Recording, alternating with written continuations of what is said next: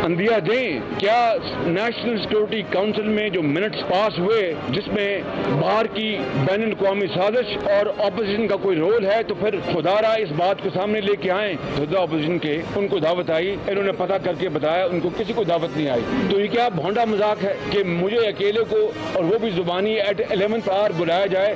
हम इनके गुलाम हैं क्या? क्या कोई तरीका नहीं है? एक तरीका है, आप इन राइटिंग आप मुझे इन्विटेशन देंगे, जुबानी कलामी में मैं जाऊँ और मेरी वहाँ पर वो कहेंगे आपको तो बुलाया नहीं। What is this? This cruel joke can not be tolerated.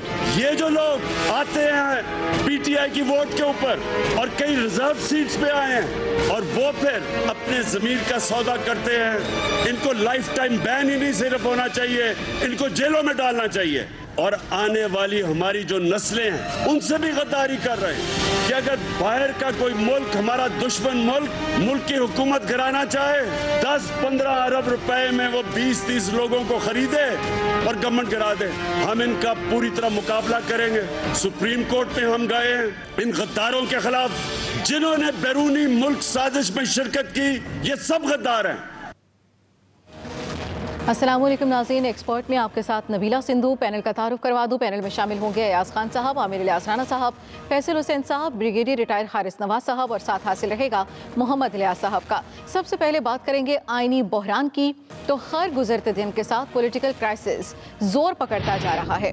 Supreme court में स्पीकर रूलिंग अज खुद नोटिस केस पर समाअत हो रही है। आज अपोजिशन के वकला ने स्पीकर रूलिंग के गैर आइनी होने से मुतालिक दलाइल दिए, जिसके बाद चीफ जस्टिस ने 31 मार्च की स्पीकर रूलिंग तलब कर ली है।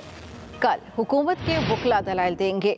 एक तरफ सुप्रीम कोर्ट में समाअत जारी है तो दूसरी तरफ पंजाब में सियासी बहरान अरूज पर है। आज वजीर आजम ने लाहौर का दौरा किया, गवर्नर पंजाब, वजीर आला पंजाब और परवेज इलाही से मुलाकातें की, जिसके बाद पंजाब असम्बली का कल होने वाला इजलास 16 अप्रैल तक मौखर कर दिया गया है। लेकिन इस तमाम तर सूरत हाल में पार्लिमानी निज़ाम मुकम्मल तौर पर मुअत्तल होकर रह गया है और सियासी क़ुव्वतें इस वक्त बेबस नजर आ रही हैं। इसी मुनासबत से एक्सपर्ट्स के लिए सवाल, मुल्क आइनी बहरान का शिकार और सियासी क़ुव्वतें बेबस क्यों? आमिर इलियास राना साहब, आपसे आगाज करेंगे। देखिए, क़ुव्वतों को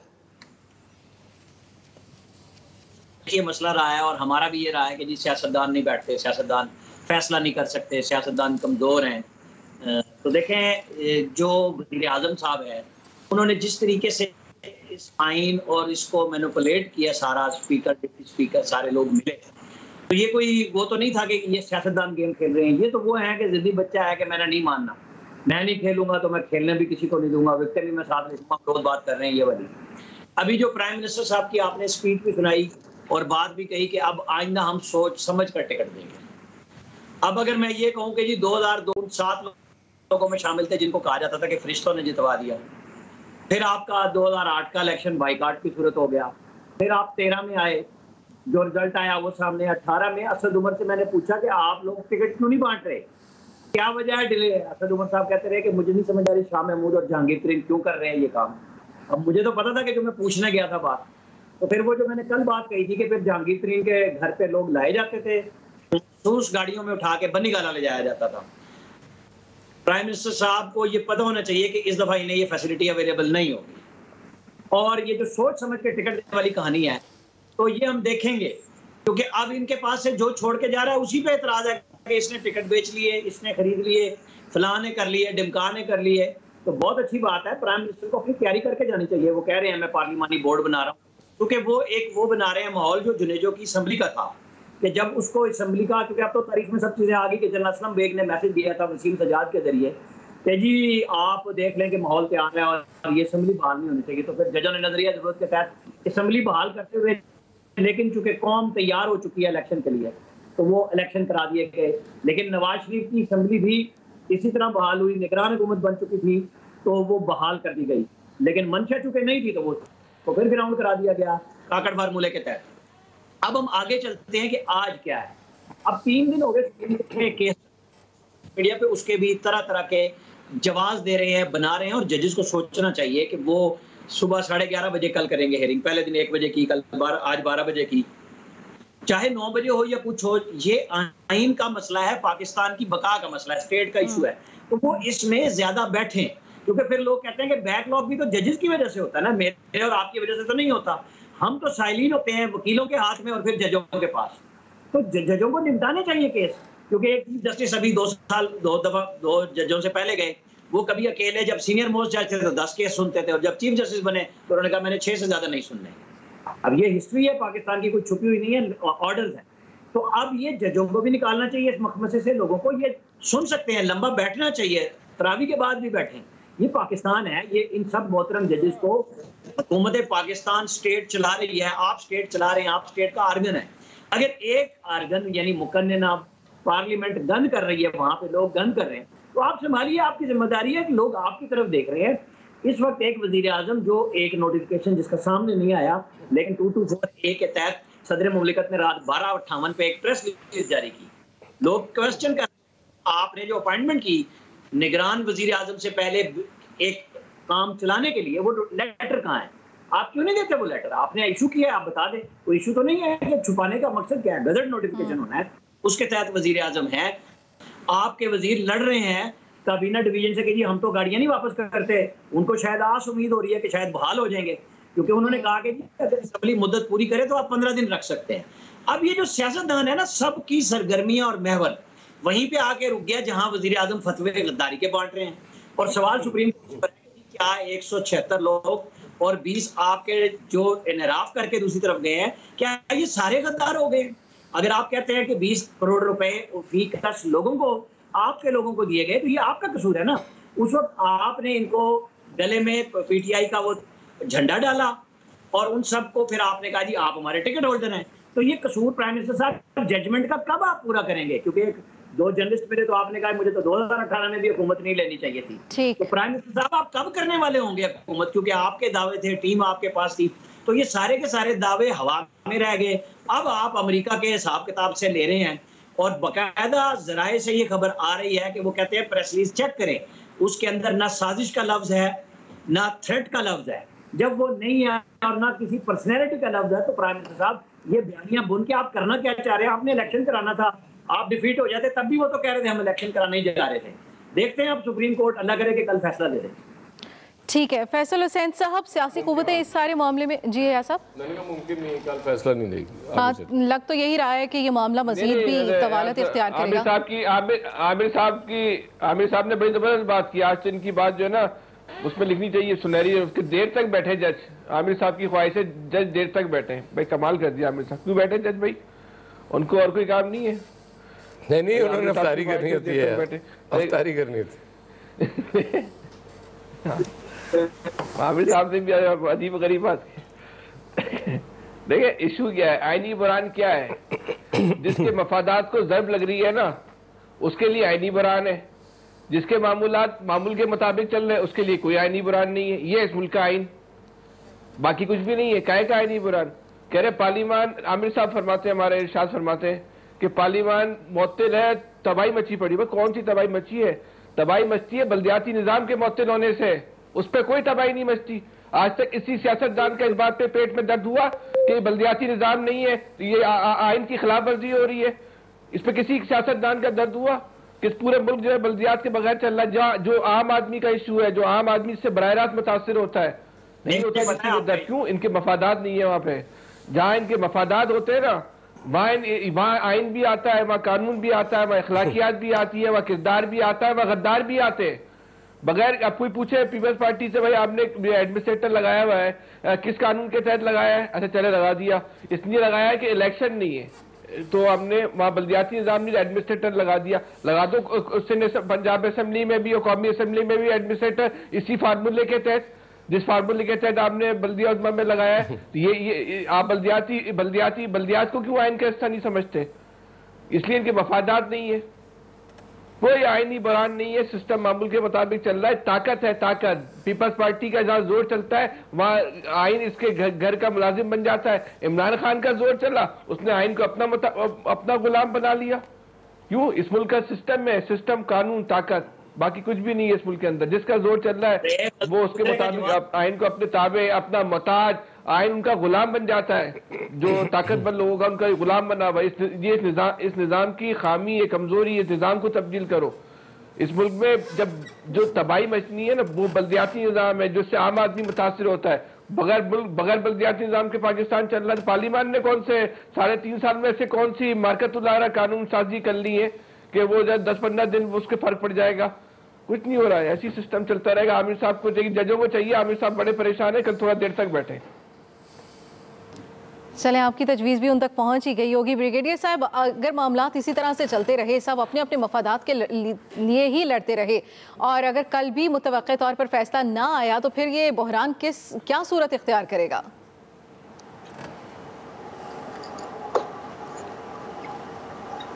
ब्रिगेडियर साहब, आपको आवाज़ आ रही है? जी बिल्कुल, मुझे आ रही है आवाज़ आपकी। ब्रिगेडियर साहब, आपसे सवाल ये था कि मुल्क में आईनी बहरान है, कल भी हम इसी बारे में बात कर रहे थे, लेकिन आज देखने में ये भी आया है कि जो सियासी कुव्वतें हैं वो बिल्कुल बेबस नज़र आ रही हैं, अपने अपने मफादात के लिए लड़ रहे हैं। मामला क्या रुख इख्तियार कर सकता है?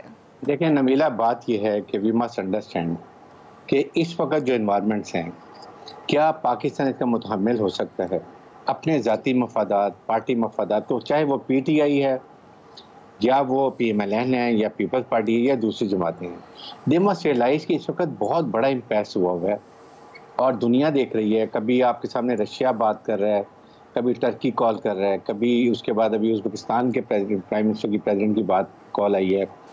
बात यह है कि इस वक्त इसको कैसे ख़त्म करना है, ये डेडलॉक जो है, और ये इस वक्त बहुत बड़ी जिम्मेदारी है हमारी सुप्रीम को आला अदालत की कि they have to see the best interest of the nation का, मुल्क का क्या है। अगर इस वक्त वो मिसाल के तौर पे, अगर मैं कहता हूँ कि डिप्टी स्पीकर ने अपनी जो पावर थी उसे तजावज़ किया, ओके, आपने प्राइम मिनिस्टर पे आपने आर्टिकल लगा दिया, आपने प्रेसिडेंट पे लगा दिया, व्हाट डू यू गेन? क्या आप चाहते हैं कि मुल्क में एक और किस्म स्ट्रीक पावर शुरू हो जाए, लड़ाई खाना जंगी शुरू हो जाए जिस तरीके से हालात हो रहे हैं? अगर इनके खिलाफ फैसला आता है तो आप ऑपोजिशन तैयार बैठी हुई है। तो I think supreme court of Pakistan को, मैं पहले भी ये बात कर रहा था कि देखें इस वक्त they have to be very serious about it.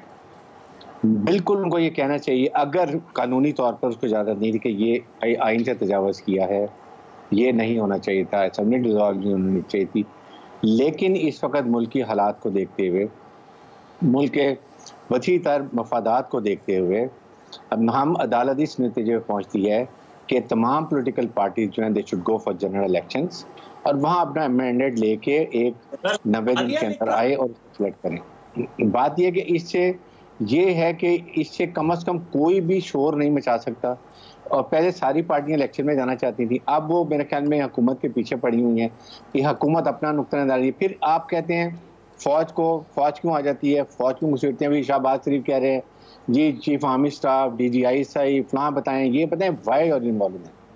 उनको एक खुदा का शुक्र है कि अब वो एक साइड पर हो गए हैं, उनको रहने दें, आप अपने फैसले खुद करें और भी अदालत में हल करें।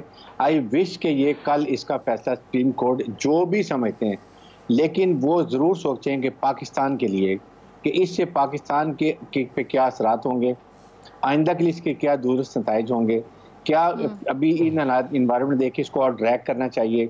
अगर वो ये कहते हैं, अभी अपोजिशन भी है तो इंक्वायरी करें, दस्तावेज को चेक करें, उसमें किसके मिनट थे, क्या थे, ओके इसका एक कमीशन बना दें, वो where will we are ending. क्या उस दौरान में 1-1.5 महीने की व्हाट विल हैपन? कैबिनेट के बगैर, सब चीज़ें के बगैर मुल्क बैठा रहेगा। तो आई थिंक इसको सोचते समझते आई एम श्योर कि जो आला अदालत का फैसला होगा तमाम को मुत्तफ़क़ा तौर पर एक्सेप्ट करेंगे, उसके अलावा चारा भी कोई नहीं है।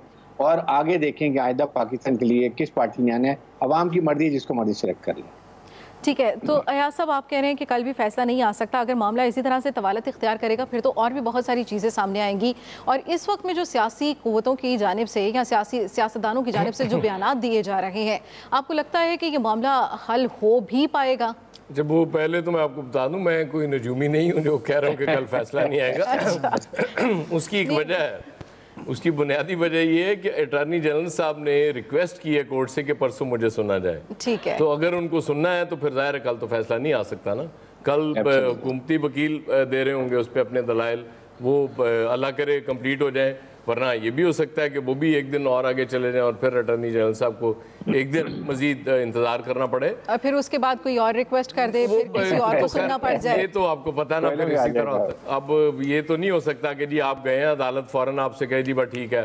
उनकी ये बड़ी मेहरबानी है, उस पर भी बड़ी तनकीद हुई थी कि जी इतवार वाले दिन आपने वो ले लिया, उसका सो मोटर ले लिया, चलें खैर वो भी छोड़े। अब ब्रिगेडी साहब कह रहे थे कि तनकीद क्यों कर रहे हैं। ब्रिगेडी साहब उसकी रीज़न है और सॉलिड रीज़न है, बिल्कुल ठीक तनकीद हो रही है। उसकी वजह ये कि मुख्तलिफ आप सुन रहे हैं कि जी वो ज़राए के हवाले से ये कह दिया गया, उसके मिनट्स नहीं थे, ज़राए के हवाले से ये कह दिया गया, किसी ऑफिशियल के मुंह में डाल के ये कह दिया गया कि जी वो उसकी कोई ऑथेंटिसिटी नहीं है, अभी वो उसकी वो कंप्लीट नहीं हुई थी, थॉरो इन्वेस्टिगेशन नहीं हुई थी, प्राइम मिनिस्टर साहब को बता दिया था। ये एक बयान ऑफिशियल आना चाहिए, इस पर कैटेगोरिकली बिल्कुल क्लैरिटी से आना चाहिए, उसके बाद कोई तनकीद नहीं करेगा।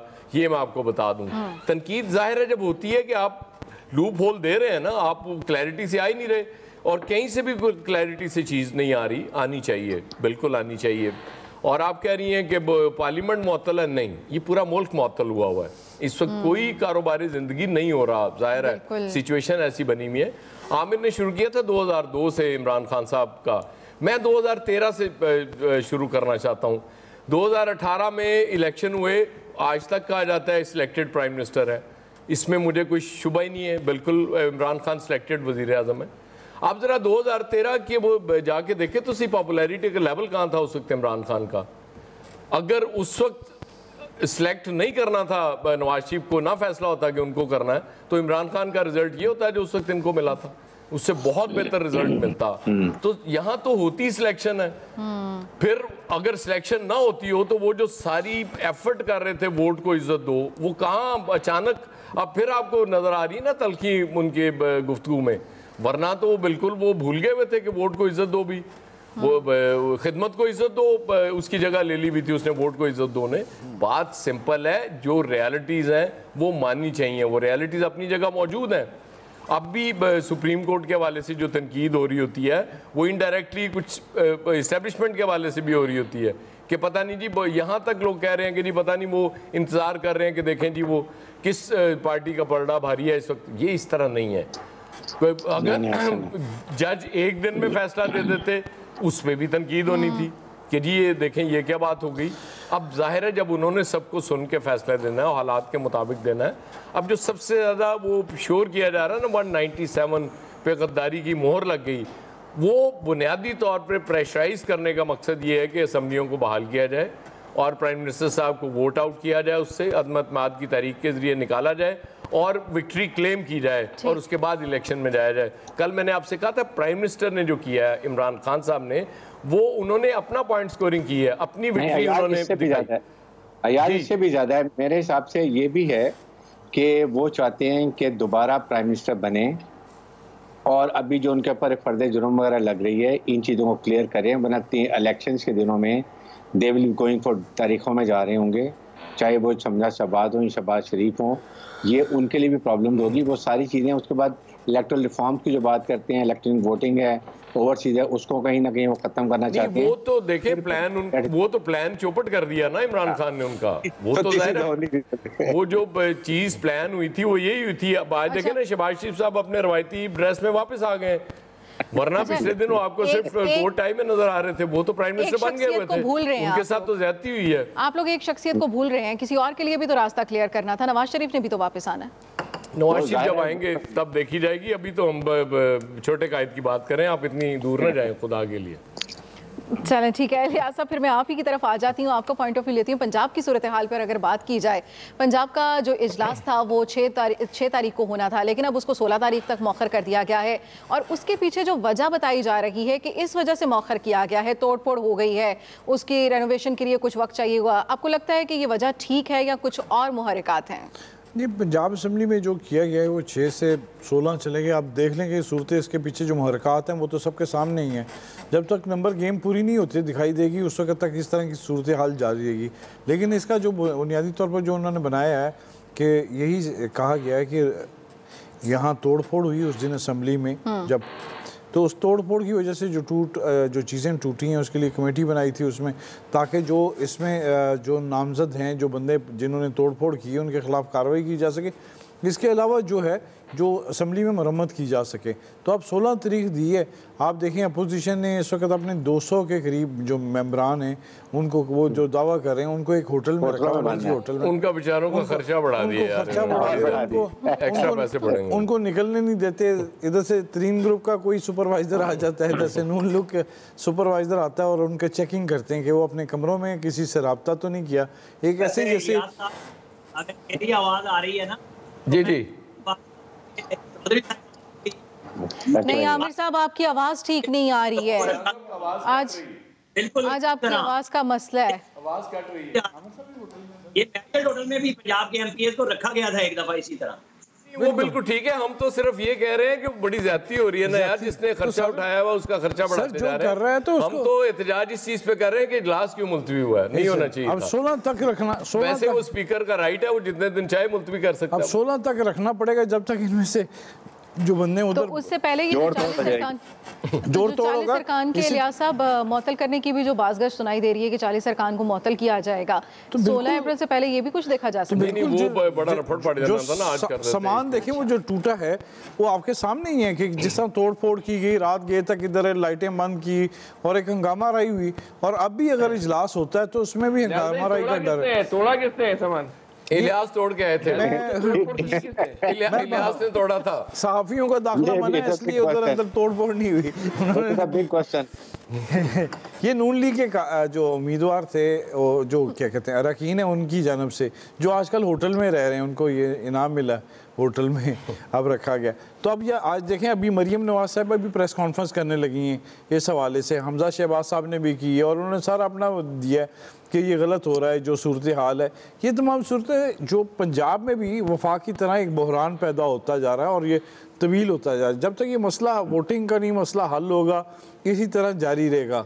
और बुज़दार साहब निगरान वज़ीर आला रहेंगे इस सूबे के, चाहे इसके लिए जब तक वक़्त उसमें 1 महीना लग जाए या 10, 15, 20 दिन और लग जाए, तो ये सूरत हाल इसी तरह दिखाई दे रही है। और पंजाब में जो सूरत हाल है, आज प्राइम मिनिस्टर साहब ने भी दौरा किया और वो अपने कारकुनों से खिताब करके गए और बड़े जज्बे के साथ करके गए और पंजाब में अपना अगला लाहे अमल देके गए कि यहाँ भी कोई सरप्राइज़ दिया जाए। तो ये जो सूरत हाल है, इसमें आप देखें कि अगले अब 16 तक इंतज़ार करना पड़ेगा।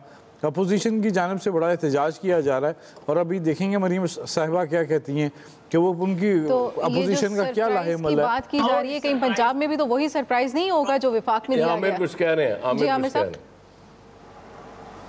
ये भी देखिएगा, अगर सरप्राइज कौमी असम्बली वाला देना है तो चौधरी परवेज इलाही और शहबाज शरीफ शायद इकट्ठे ही ना हो जाए दोबारा। ये भी हो सकता है, क्यों नहीं, हरफ़े आखिर तो कुछ नहीं है सियासत में। बिल्कुल, पॉसिबिलिटीज आर ऑलवेज देयर। इसमें सियासत में कुछ भी हो सकता है, इम्कानात मौजूद हैं और इसमें कोई ना कोई होगा। लेकिन ये देख लें कि इसमें जो बड़े जो सियासी पंडित हैं वो खामोश होकर देख रहे हैं कि क्या है अपोजिशन के जो जिन्होंने बड़ा ज़बरदस्त सिंध हाउस में एक किया, पंजाब हाउस तो नहीं, उधर पंजाब में होटल, निजी होटल में किया। तो ये सारे उन लोग देख रहे हैं रोजगार तो है ना, कुछ लोग जाहिर है पंजाब असेंबली में रेनोवेशन कर रहे हैं, वो रोजगार। आप अभी कह रहे थे कि पूरा का पूरा मुल्क मुअत्तल हुआ पड़ा हुआ है, कहीं कोई काम नहीं चल रहा, लेकिन यहाँ पे काम हो रहा है, वो काम होगा। नबीला, इनको काम करना नहीं आया, इसको पंजाब में अगर ये लेट करना चाहते थे ना, इनको ये चाहिए था कल इजलास बुलाते, जो 20-25 लोगों को सस्पेंड करना था कर देते, साथ ही हंगामा होना था, ऐसा हंगामा होना था कि इनके पास जवाब बन जाता डिले करने का। ये करते भी काम है, इनको करने का तरीका भी सही नहीं आता, जिसकी वजह से ये बदनामी आ रही है। ये सही वाला हंगामा होना था, ये समझना मुश्किल हो जाना था, फिर यही बहुत सख्त होना था, बहुत ऐसा होना था। इसी बात पे तमाम पैनलिस्ट की बात को इधर ही संभालते हुए ब्रेक की तरफ जाना है। ब्रेक के बाद अगले मौजू की जानिब बढ़ेंगे, साथ रहिएगा।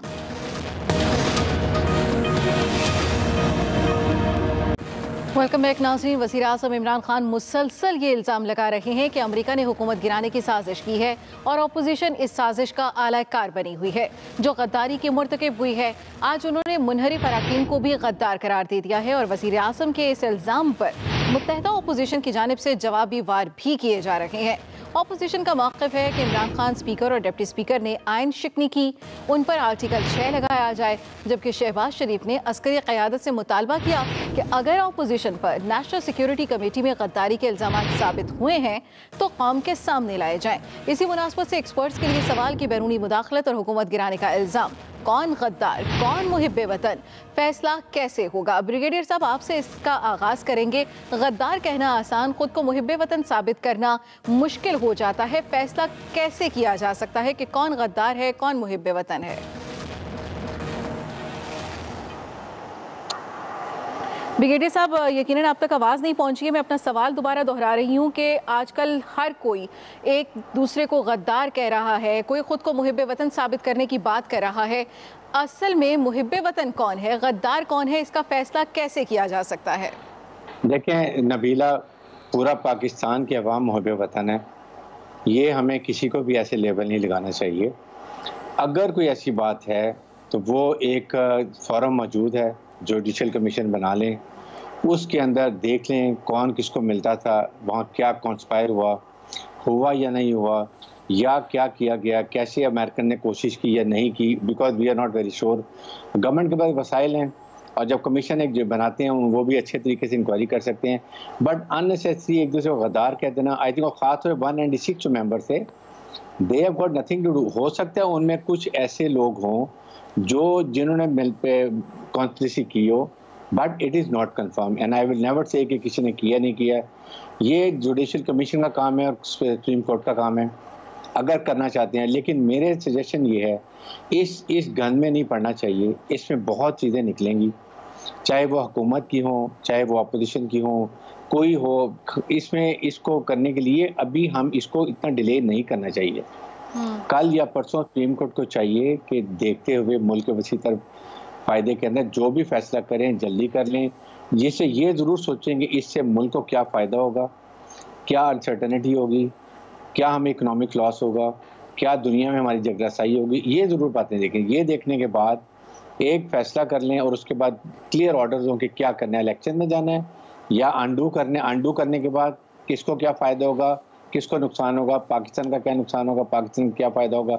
उसके बाद ये जो फैसला करें, आई थिंक पाकिस्तान की आवाम को, हम सबको उसको एक्सेप्ट कर लें। ठीक है, आमिर साहब, आप क्या कहेंगे कि इस तरह से गद्दारी के लेबल देना ठीक है? खुद को मुहिब्बे वतन कैसे साबित करें हम?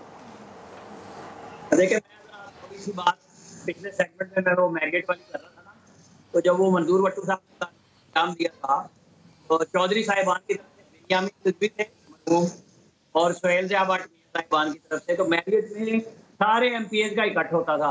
मरहूम नुसरत फतेह अली खान की 3 दिन हमने भी लाइव कवालियां सुनी और एक दिन जावेद मियादाद भी, यानी खाने उस वक्त जर्नलिस्टों को भी आज़ादी थी। यहाँ पे बड़ा पता नहीं लाहौर का तो नहीं, ये बड़े बात। अच्छा, ये तो बात आज वसी तरफाद में जो तुरंत बिक रहा है ना, ये सुप्रीम कोर्ट ने कहा है कि हम बाय नहीं करते, ये हम इंक्वायरी निकलने का रास्ता कि हम, हालांकि सुप्रीम कोर्ट को अब भी यही कहेंगे कि फैसला ये करना है कि आईनी हरकत थी या नहीं थी, कि एक रूल्स के बहाने आईन के बड़े काम को आपने उड़ा दिया। फैसला इतनी चीज पे करना है, लेकिन चूंकि वो सुनने के चक्कर में डिले हो रहे हैं और ब्रिगेडियर साहब की ख्वाहिश भी यही है कि वसी तरमबाद में जनरल असलम बेग की तरह कौम को एक इलेक्शन दिए जाए आज़ाद। वो आज़ाद कैसे होंगे जब आपने इंतखाबी इस्लाहात 4 साल की मेहनत के बाद जो बनी है और जस्टिस ने उसके अंदर अपने ऑर्डर के जरिए खुद इस्लाहात कर दी, जिसकी वजह से सारा इलेक्शन खराब हुआ। ये सारी चीजें देखनी पड़ेंगी कि कब किसने क्या किया। आपको मौका देना चाहिए। जिन लोगों ने फैसला किया है कि हम अदम इत्मीनान ला रहे हैं, आप उनका मौका वापस करें। फिर जो फैसला होना है ये लोगों के ऊपर छोड़े, क्योंकि लोगों ने उन्हें मुंतखब करके भेजा है। आपने उन्हें टिकट दिए, वो आपसे भागे, उसके लिए आइन में रास्ता मौजूद है। ये इधर उधर के रास्ते न ले। अमेरिका की कहानी बिल्कुल ठीक है, अमेरिका ने अपनी वजाहत दे दी। रूस को मजा आ गया, उन्होंने अपना एक बयान डाल दिया। जाहिर है उनका 3 महीना 13 में उन्होंने कहा चलो हमारा भी सौदा बिक जाए, उन्होंने भी बयान डाल दिया। असल इशू ये है कि प्राइम मिनिस्टर साहब या तो एनएससी से लेते कि जनाब सबको इन्वेस्टिगेट किया जाएगा, उसके अंदर किसी पर्सनैलिटी का नाम नहीं, मैं पहले भी कह चुका। ये सिर्फ सियासी चूरन बिक रहा है और कुछ नहीं है, क्योंकि मार्केट में उनका ख्याल है कि लोग मेरी पौने 4 साल की कारकर्दगी को भूल के मेरे इस काम को कि मैं अमेरिका के खिलाफ स्टैंड ले गया। भाई लोग तो अब आपकी फ्रांस की तकरीर चला रहे हैं, जब लबैक टैरिफ चला रही थी तो आप कहते थे यूरोपीय यूनियन के फ्रांस को अगर किया तो हमारी तो यूरोप से सारी एक्सपोर्ट्स खत्म हो जाएंगी। तो डायस्पोरा अमेरिका और चाइना, सारा ये यूरोप और अमेरिका कैसे इकट्ठे चलते हैं? IMF के साथ आपका एक उन्होंने सस्पेंड नहीं किया, लेकिन तातुल गुफ्तगू में आ चुका है कि वो कह रहे हैं हुकूमत आएगी तो बात करेंगे, जिसके नतीजे में सारी चीजों पे ब्रेक आ रही है। खुदा का खौफ करें, फैसले करें और जल्दी करें। ठीक है ब्रिगेडियर साहब, इन्हिराफ करना या इख्तलाफ राय रखना ये तो सभी का हक है। अगर पार्टी अरकान आपस अपनी पार्टी से इख्तलाफ रखते हैं तो क्या ये ज़रूरी है कि उन्हें गद्दार कह दिया जाए? नहीं, देखें, गद्दार का तो लफ्ज़ इस्तेमाल होने नहीं चाहिए, मैंने पहले भी कहा है। आप ये कहें कि उन्होंने पार्टी लॉयल्टी चेज की है, उनके करैक्टर ठीक नहीं है, अपना ज़ाती मफाद है, इन चीज़ों में करें। प्रिंसिपली देखें, अगर एक PML शेयर के टिकट पर एक MNA आता है, अवाम उसको शेयर को देख के देखते हैं, नॉट उस पर्सन को देख के देखते हैं, then he has no right and business कि वो अपने अवाम का मैंडेट चुराए। या तो वो वापस जाए अवाम के पास, उनसे मैंडेट ले, या फिर रिज़ाइन करे, उसके बाद करे। तो ये एक प्रिंसिपली ये भी चीज़ें ज़रूर सेट कर लेनी चाहिए एटलीस्ट आइंदा के लिए, कि अगर कोई ऐसे करता है उसको लाइफ वो डीबार कर देंगे या 5 साल के लिए कर देंगे, ये भी कर दें, ताकि जो चीज़ों के भाम है इसी तरीके से जो ये आर्टिकल 5 में या 69 में एक भाम है वो भी ज़रूर उसको सुप्रीम कोर्ट कहना चाहिए कि आइंदा असम्बली को we will ask the parliamentarians या असम्बली कि नेशनल असम्बली को जी कि वो इसमें भी जो अमेंडमेंट करना चाहते हैं अवामी नुमाइंदे वो करें, ताकि आइंदा के लिए कोई भी ऐसा इबाम ना रह जाए जिसकी बिना पर फिर कोई ऐसी गलत बात की जाए। ये सारी चीज़ें आप डिसाइड होनी चाहिए, चाहे जिस तरह भी करें, ताकि ये ख़त्म करना चाहिए। देखें ये मुल्क किस तरफ जा रहा है, हमारे अवाम क्या सोच रहे हैं, अवाम को भी तो सोचें कितने हालात है। कोई बात महंगाई की नहीं कर रहा, सब हर एक की ज़बान में क्या होगा। I think everybody should come और 1-2 दिन के अंदर फैसला करना चाहिए। ठीक है, दीगर एक्सपर्ट्स की भी राय इसी बारे में शामिल करेंगे, लेकिन इस ब्रेक के बाद साथ रहिएगा।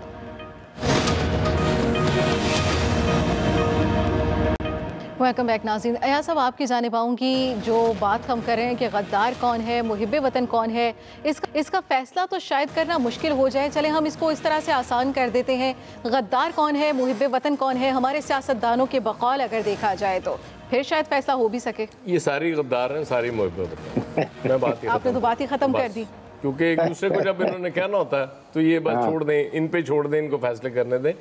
ये ब्रिगेडियर साहब कह रहे हैं ना कि ये हो जाने चाहिए फैसले। ब्रिगेडियर साहब, ये इतने आसान फैसले नहीं होते। जाहिर है ये एक प्रोसेस है, वो चलता रहे, जमहूरी प्रोसेस चलता रहे, उसके बाद कहीं जाके ये चीज़ें होती हैं, कानून साजी होती रहे, फिल्ट्रेशन होती रहे, अच्छे लोग आते रहते हैं, बुरे लोग निकलते रहते हैं, तब कहीं जाके होता है। अब जब सिस्टम हमने चूँकि बनने नहीं दिया, और ना ही शायद हम चाह रहे हैं अब भी वो बने। हम चाहते हैं ये इलेक्टेबल्स जो हमने को ज़रा इनको इज़्ज़त देने के लिए हमने थोड़ा उसको चेंज कर दिया था, इनको इलेक्टेबल्स कहना शुरू कर दिया था। ये बड़े इंपॉर्टेंट जैसे होते हैं ना, प्रोफेशनल्स होते हैं हर फील्ड के अंदर, कि वो जो उठा के, जैसे अमेरिका में आप देखते हैं कि वो गवर्नमेंट आती है, प्रेसिडेंट आता है, तो उसके बाद वो अपने चुन लेता है, ये अच्छे लोग हैं जी, चलें ये हर चीज़ फील्ड का माहिर, मैंने ये यहाँ मिनिस्टर लगा दिया, ये यहाँ लगा दिया, ये यहाँ लगा दिया। तो ये इलेक्टेबल्स यहाँ हमारे यहाँ ज़ाहिर है उसका मयार आपके सामने है कि जिस किस्म के इलेक्टेबल्स हमने रखे हुए हैं, तो क्योंकि वोट बैंक इनका है। अब कोई 50% पिछले उसमें फिल्ट्रेशन हुई थी, वो बाहर निकल गए थे, लोगों ने उन्हें इलेक्ट नहीं किया था। अल्लाह करे कि इस दफ़ा कुछ 70% और निकल जाए, ताकि ये भी ख़त्म हो जाए शोशाई, जो इलेक्टेबल्स किसी पॉलिटिकल पार्टी में आके फिर उसको वो कर रहे होते हैं, ब्लैकमेल कर रहे होते हैं। ऐसे वक्त पे जब वो मुश्किल में होती है तो शायद वो ब्लैकमेलिंग भी ख़त्म हो जाए, फिर वाकई वो जो ज़मीर का फ़ैसला जो कहा जाता है कि ज़मीर पे फ़ैसला लोग कर रहे हों। बाकी रही बात, वो अमेरिका ने हुकूमत गिराने की कोशिश की नहीं की, अमेरिका ने कितनी हुकूमतें नहीं गिराई हमारे सामने है। रशिया ने अगर वो उसको इंडोर्स किया है और कहा है कि अमेरिका गिरा रहा है, जाहिर है रशिया की इंटेलिजेंस भी अपनी जगह मौजूद है, वो हवा में बात नहीं कर रहे होंगे, ये भी अपनी जगह दुरुस्त है। लेकिन सबूत कहाँ छोड़ते हैं इस तरह के लोग? अगर सबूत किसी ने छोड़े होते तो एहतसाब हो जाता है इस मुल्क में।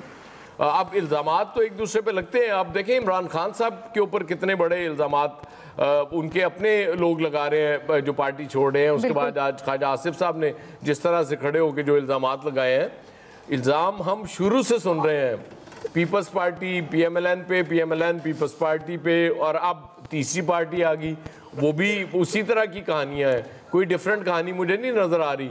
हम हुकूमतें जाने से पहले इसी तरह की कहानियां सुना करते थे, और फिर हुकूमतें जाने के बाद कुछ और ज़रा वो रंगीन हो जाती थी दास्तानें।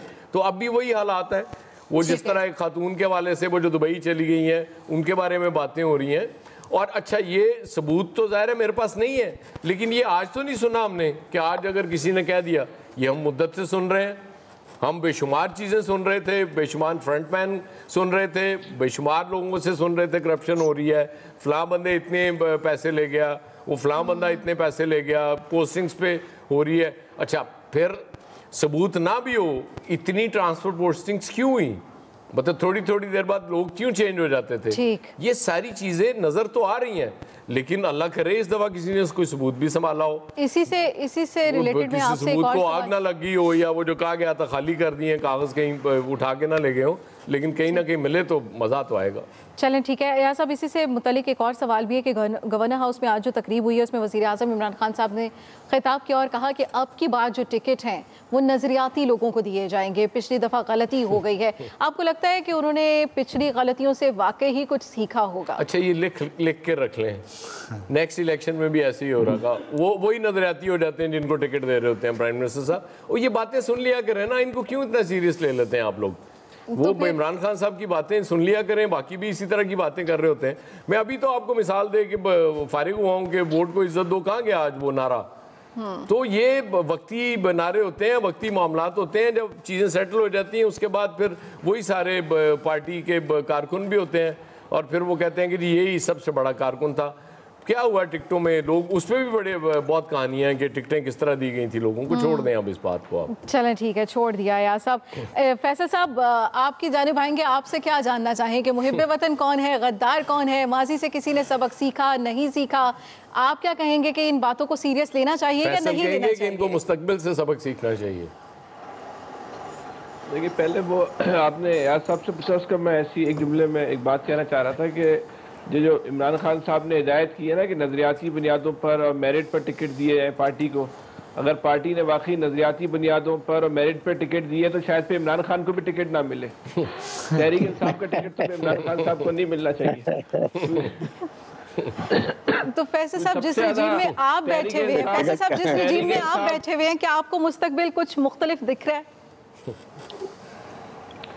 अच्छा, यहाँ तक ये गद्दार की और राह की एजेंटों की बात है तो इस हवाले से सबसे ज़्यादा खुद कफील जो है ना वो हम कराची वाले हैं। हमारी तो हर गली में 2-4 राह के एजेंट रहते ही हैं, तो हमें तो इतनी कोई वो टेंशन नहीं होती है, क्योंकि हर दूसरे दिन आप अखबार में भी खबरें पढ़ती होंगी राह के एजेंट पकड़ा गया। अगर एक हफ्ते कोई ऐसी खबर ना छपे ना राह के एजेंट पकड़ा गया, हमें टेंशन हो जाती है, भाई इतने क्या हो गया, इतनी परेशानी वाली बात है। देखिए, पार्टी का गद्दार और रियासत का गद्दार, इसमें जो है ना फ़र्क होना चाहिए। पार्टी से गद्दारी की जा सकती है, रियासत से गद्दारी अलग बात है। इस मुल्क में आज तक रियासत ने ना बाज़ाब्ता तौर पे जो है किसी को गद्दार डिक्लेयर नहीं किया। खिताब जो है वो हर सियासतदान को मिला होगा, ऑफिशियली बाज़ाब्ता तौर पे किसी को रियासत ने डिक्लेयर नहीं किया। हम अपने सियासी मफादात के लिए उनको तहफ़्फ़ुज़ फराहम करने के लिए, दूसरे को नीचा दिखाने के लिए जो है ना हम इंतहाई हद तक पस्त हो जाते हैं। इमरान खान साहब का अलमिया देखेंगे, जो लोग जो इत्यादी 2 हफ्ते पहले तक इनके साथ खड़े थे, 2 दिन पहले तक इनके साथ खड़े थे, 2 दिन में वो जो है वो रियासत के गद्दार हो गए, वो अमेरिकन एजेंट हो गए। और यकीन करें, अगर अमेरिका वाकई इस हुकूमत को पलटने में होता तो फिर इतनी बातें लीक भी नहीं होती।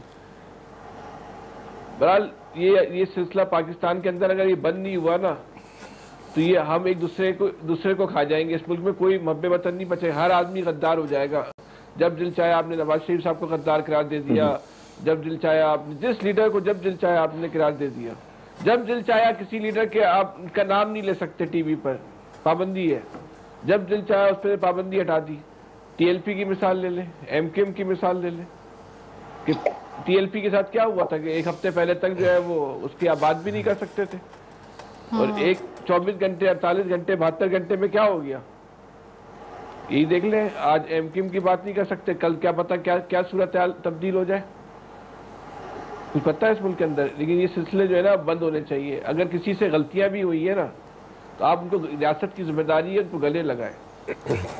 रियासत की जिम्मेदारी ये नहीं है कि उनको धक्के दे, अपने दूर करें। सब आपके अपने बच्चे हैं, सब आपका अपना खून है, सबने एक साथ रहना है। ये रियासत को चाहिए, वो माँ का किरदार, कहते हैं रियासत होगी माँ जैसी, तो रियासत को अपने अमल से माँ बनना होगा। सबको गले लगा ले। कोई किसी से गलती हो गई है और वो वापस आना चाहता है, वो अपनी गलती की माफी मांगता है, उसको धुतकारो नहीं। वो रियासत जो है ये सोच है ना, ये धुतकारने वाली ये सोच है ना, ये पाकिस्तान को बहुत नुकसान पहुंचा रही है। ब्रिगेडियर साहब, ये प्रोग्राम खत्म होने के बाद फैसल को गले लगा लीजिएगा। फैसल साहब जज्बाती हो गए हैं। फासल बड़ा सख्त मोहब्बत बताया, डाई हार्ट है। ठीक जज्बात, ठीक जज्बात, ये डाई हार्ट है। ये इस मुल्क में हो रहा है, इस मुल्क में हो रहा है, सब कुछ इस मुल्क में हो रहा है। लोग सह रहे हैं, लोग बर्दाश्त कर रहे हैं। ये कह देना किसी को बड़ा आसान होता है कि सामने वाला गद्दार है और राक एजेंट है, उसकी नस्लें भी इसकी कीमत अदा करती हैं। इमरान खान को, शहबाज शरीफ को, नवाज शरीफ को गद्दार कह दो, राक एजेंट कह दो, कोई फर्क नहीं पड़ता। जब किसी गरीब के बच्चे को आप इल्जाम लगाते हो ना, तो उसके लिए सहना बहुत मुश्किल हो जाता है। गरीब के बच्चे सियासत में भी तो नहीं है फैसल साहब। नहीं आए थे, वो अमीर हो गए। बहुत आए थे गरीब के बच्चे सियासत में, लेकिन अमीर हो गए। चले इलियास साहब, क्या कहेंगे आप? ये सोच बहरहाल खत्म होनी चाहिए। बिल्कुल, ये सोच खत्म होनी चाहिए। बिल्कुल जी, इस तरह ये एक दूसरे पर जो इल्ज़ामात जो इस तरह लगाए जा रहे हैं, एक दूसरे को कहा जा रहा है, और देख लें उस दिन के बाद ये अपोजिशन की जानिब से इनको लगाया जा रहा है, हुकूमती अरकान को, और उनकी जानिब से उधर। ये सिर्फ यहीं नहीं शुरू हो रहा, ये इनको देखा देखी गली मोहल्ले तक ये बातें जाएंगी और लोग आपस में एक दूसरे से लड़ेंगे। और ये सूरत हाल अगले इलेक्शनों में जो जा रही है, जो 3 महीने बाद होने को जा रहे हैं, अगर फैसला होता है कुछ तो इलेक्शन में जाते हैं, तो इस इलेक्शन में ये देखिएगा आप, जब जलसे जुलूस होंगे, लोग आपस में मोहल्ले में टोलियाँ निकलेंगी, तो ये जो बातें हैं ये उन लोगों तक मुंतकिल होंगी और आपस में लड़ेंगे, एक दूसरे पर इल्ज़ामात लगाएंगे। लिहाजा इस बात को रोकना चाहिए। जो हैं आपस में ये कायद हैं, पार्टियों के सियासी जमातों के कायद हैं, उनको चाहिए कि एक दूसरे को खुद भी मना करें कि अपनी एक जो लैंग्वेज है उसका बैरियर रखें, कि आपस में इतनी हद तक ना चले जाएं कि एक दूसरे पर इल्ज़ामात लगाते हैं। ये साबित भी नहीं कर सकता कि कौन मुहिब वतन है, सब मुहिब वतन है जो पाकिस्तान में रहते हैं एक दूसरे से। तो हमें ये सियासी इनका शिकार नहीं होना चाहिए। गली मोहल्लों में जो लोग आपस में जलसे जुलूस करें, बड़े पुरअमन तरीके से रहें। इसके लिए कोई तरीक़ाकार वाज़ेह करना पड़ेगा इलेक्शन कमीशन को, कि ताकि लोग लड़े ना, एक दूसरे के ख़िलाफ़ नारे ऐसे ना लगाएं, बैनर्स ना लगाएं जिससे दूसरे को दिल आज़ारी हो, तकलीफ़ हो एक दूसरे को। यकीन माने कि अगर किसी को गद्दार कह दिया जाए उसको बड़ी तकलीफ़ होती है, अगर वो मुहिब वतन हो तो उसके लिए ये सबसे बड़ा दुख होती है, दुख की बात होती है। वो एक किस्म के इतना शर्मिंदा होता है कि ये हमारे लोगों को समझना चाहिए, सियासतदानों को। अब जैसे एक दो क्या कर रहे थे कि जी 178 जो बंदे हैं 196 उनको गद्दार कह दिया है, इनको बताएं ये वो। इस तरह की बातें करने से हमें भी दुख हुआ कि ये यार कोई इस तरह नहीं है, लेकिन जो करेंगे इस तरह तो ये बड़ी गली मोहल्ले तक जाएगी ये लड़ाइयाँ, और फिर लोग एक दूसरे को कहेंगे ये गद्दार का घर है, ये इसका घर है, तो ऊपर बाहर लिख दिया जाए तो किसी को क्या कर सकते हैं। इस पर तो लड़ाइयाँ होंगी और लोग आपस में लड़ेंगे। यानी जिस सियासतदान को आप कह रहे हैं, आप उसको जो मैंडेट देने वाले लोग हैं इस तरह की बात की जा रही है, वो घरों में लिख देंगे। जैसे जो अरकान जिन्होंने हट के मुनहरफ हुए हैं उनको देखिएगा ये कितने मुश्किल बनेगी उनके लिए। आमिर साहब कुछ कहना चाह रहे थे? हाँ जी, मैं ये कहना चाह रहा था कि प्राइम मिनिस्टर ने हफ्ते को पूरा जोर लगाया था कि इतवार को सारे लोग निकले, वो का आलम था।